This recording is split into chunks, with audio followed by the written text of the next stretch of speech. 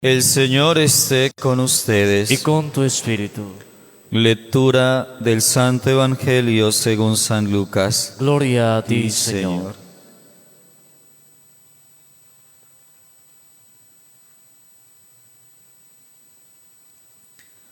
En aquel tiempo, como algunos hablaban del templo, de lo bellamente adornado que estaba con piedra de calidad y esbotos, Jesús les dijo: esto que contemplan, llegarán días en que no quedará piedra sobre piedra que no sea destruida. Ellos le preguntaron: Maestro, ¿cuándo va a hacer eso? ¿Y cuál será la señal que todo esto está para suceder? Él dijo: miren que nadie los engañe, porque muchos vendrán en mi nombre diciendo: yo soy, o bien, está llegando el tiempo. No vayan tras de ellos. Cuando oigan noticias de guerras y revoluciones, no tengan pánico, porque es necesario que eso ocurra primero, pero el fin no será enseguida. Entonces les decía: se alzará pueblo contra pueblo y reino contra reino, habrá grandes terremotos y en diversos países hambres y pestes. Habrá también fenómenos espantosos y grandes signos en el cielo. Palabra del Señor. Gloria a ti, Señor Jesús. Pueden sentarse. Queridos hermanos, con la celebración de antier domingo, la solemnidad de Cristo, Rey del Universo, nos hemos adentrado en la última semana del año litúrgico, esta. Y por eso las lecturas, continuamos con el Apocalipsis y ya en la parte final de San Lucas, tienen una connotación que en términos de teología se llaman escatológicos, es decir, realidades que apuntan al final de la vida humana, de la misma vida y camino de la Iglesia.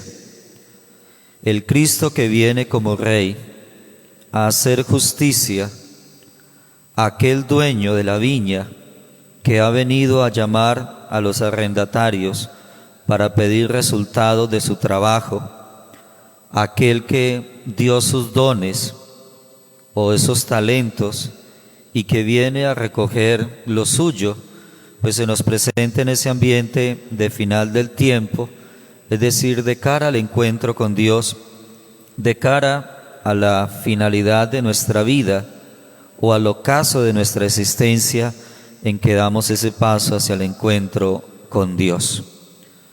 Por eso hoy el texto del Apocalipsis habla Juan en esa visión, cómo sobre la nube hay alguien sentado, con un aspecto como hijo de hombre, con una corona de oro en su cabeza y en su mano una hoz afilada. La hoz es una herramienta, como hablar hoy de una peinilla, sino que es curva, en el sentido de que para cosechar ante todo el trigo, se agarra con la mano las espigas y luego se ala la hoz para cortar por debajo de donde están las espigas y luego llevarlas a un canasto, diría yo, donde se van guardando en el momento de ir cosechando. Es el momento de cegar, y dice que se cegó toda la tierra, toda la cosecha quedó recogida. Hace 8 días largos, precisamente el domingo antepasado, los estudiantes presentaban las pruebas de estado, IFES. Y este domingo nos correspondía a nosotros como iglesia, ante Cristo Rey, en torno a las obras de misericordia, presentar también nuestro IFES de fe como iglesia. ¿De qué manera hemos amado a Cristo y lo hemos servido en el prójimo para ser como esas ovejas de las que el Señor dice, vengan a mi derecha. ¿O de qué manera no hemos querido construir el reino y de pronto me he dejado llevar por el egoísmo, por la avaricia, por el afán de tener y poseer, y entonces quizá el Señor me diga, vengan a mi izquierda, porque tuve hambre, sed, frío, desnudez, preso o enfermo, me asistieron o no me asistieron. Es el momento de cosechar y de presentar ese balance. Y San Juan expresa hoy en el Apocalipsis cómo aquel ángel que recibe esta orden metió la hoz afilada y cosechó todos los racimos de la viña de la tierra, pues ya estaban maduros. Este tiempo, hermanos, a final del año, para nosotros en la iglesia, un poco más de un mes adelante, es un tiempo de presentar entonces un buen balance de nuestra vida como cristianos. Y a pesar de las dificultades que hemos tenido en este año por el COVID, hay muchos resultados y muchas oportunidades buenas de aplaudir que hemos logrado hacer y que aún queda mucho campo por seguir segando, construyendo, para seguir dando esa gloria a Dios. Qué bueno que también en este mes que se acerca, diciembre, las familias, todos los gobernantes, podamos hacer un buen balance y una buena proyección también para el año que viene y los años siguientes, de tal manera que cada fin de año podamos tener como una muy buena cosecha, unos muy buenos logros en el campo humano, en el campo espiritual, en el campo de lo material o de lo social, de tal forma que sigamos construyendo el reino de Dios. Y a la vuelta del otro año, por estas mismas fechas, pues podamos presentarle al Señor también un buen balance, como un buen puntaje que nos permita alegrarnos en ese amor y misericordia del Señor. El texto hoy del Evangelio, también en esa tónica, nos presenta a Jesús en el templo de Jerusalén y contempla y escucha a la gente alegrarse por la belleza del templo y por las tantas placas que en acción de gracias han dejado los fieles allí plasmadas, precisamente agradeciendo tantas bondades, tanta misericordia de Dios. Jesús les dice, esto que contemplan llegará el día en que será destruido. Y es que cuando Lucas escribe este Evangelio, hay que recordar que unos 10 años atrás, en el 70, el templo había sido destruido en Jerusalén, había sido incendiado. Esa realidad de haberlo vuelto a reconstruir, pues tiene que hacernos pensar no solamente en el templo material como edificio, sino también alegrarnos en seguir construyendo ese reino en los templos vivientes, como dice San Pablo, en las personas.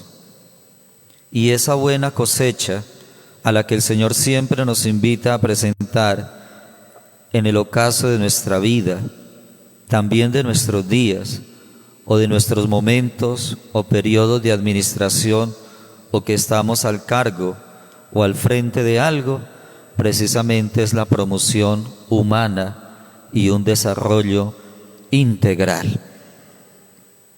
¿Cuántas personas a nuestro lado tienen necesidades?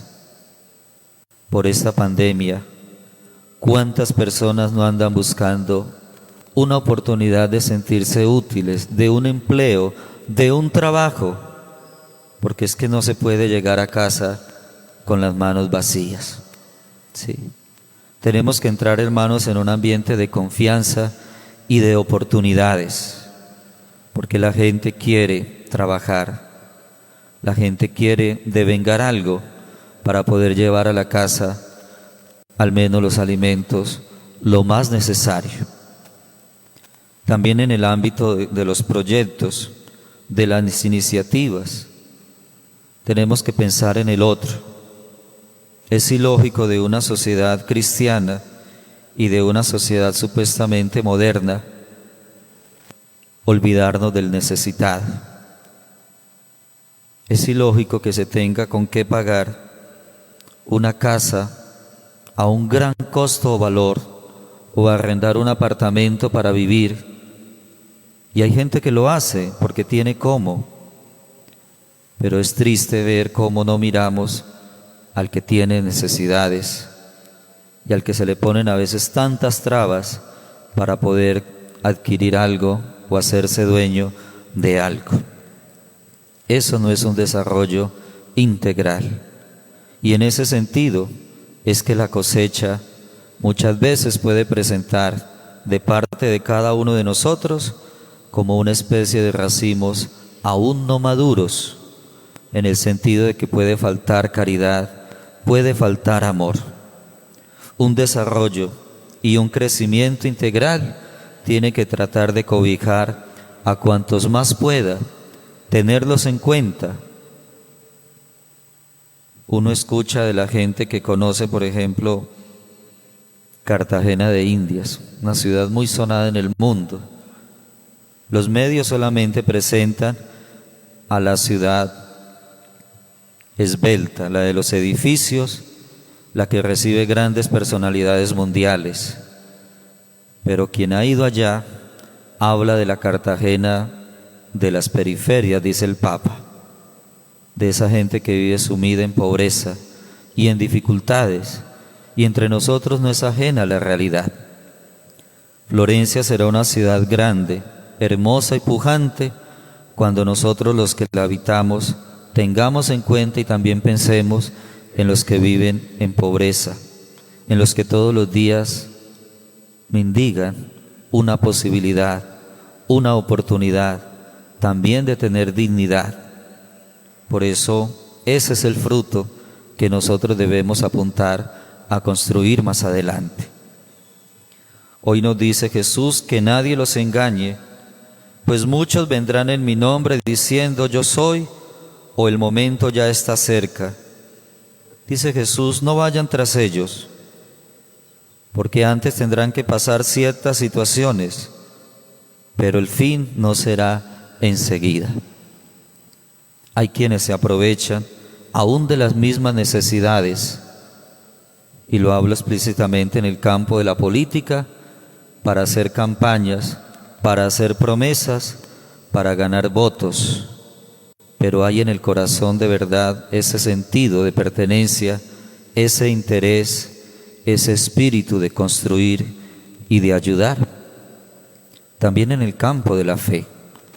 Mucha gente se aprovecha de el miedo, el temor de la gente para anunciar otro tipo de evangelios, otro tipo de promesas que a la larga se quedan en el vacío y en nada. Por eso Jesús nos invita a que no vayamos tras ellos, a que no nos dejemos engañar, que no nos dejemos aturdir. Por el contrario, que sigamos siempre perseverantes, como juiciosos y atentos a su voluntad y a su palabra. Hoy, al celebrar esta memoria de San Andrés Dunlat y estos demás mártires, más de 100 en Vietnam, pues es pensar en ese sentido misionero, aún en medio de dificultades, aún en medio de pruebas, por una fe convencidos en el amor de Dios y de esa entrega y de ese servicio por los demás. No caigamos en la trampa de aquellas interpretaciones erróneas de la Biblia que solamente buscan sembrar terror y generar hacia otros grandes dividendos. Desde nuestra fe sabemos que el fin del mundo no es una experiencia negativa, que es lo que a veces se nos quiere presentar como para acorralarnos y dividirnos. El fin del mundo no es experiencia negativa, es más bien expresión del momento en el que el amor de Dios triunfa sobre todo el mal y el amor tiene la capacidad de aniquilar y de aplastar todo el mal, porque el que ama construye. El ambicioso, el avaro, simplemente destruye, alejándose con lo que puede quitar a los demás. Por tanto, el amor es el que transforma, el amor es el que lo ordena, y como el amor es el mismo Dios, Él ordena y transforma nuestra vida, teniendo un alcance para todos. Si permanecemos en el bien y en el amor, no hay que tener miedo por esos finales fatálicos que muchas veces se nos anuncian. Hay un canto muy conocido. Jesús está pasando por aquí y cuando Él pasa, todo se transforma.